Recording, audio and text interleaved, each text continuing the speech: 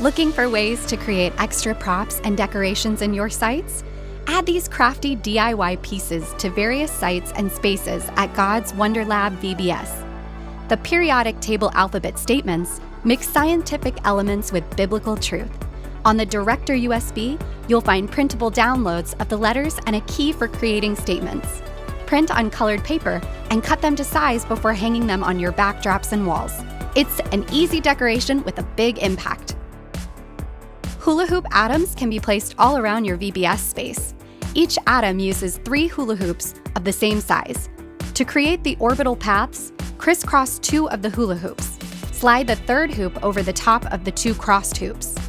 The intersected areas can be held in position with pull ties. For the protons and neutrons, blow up 3 same-colored balloons. Grab a large piece of fishing line and fold in half to find the center. Tie the center to one of the balloon stems.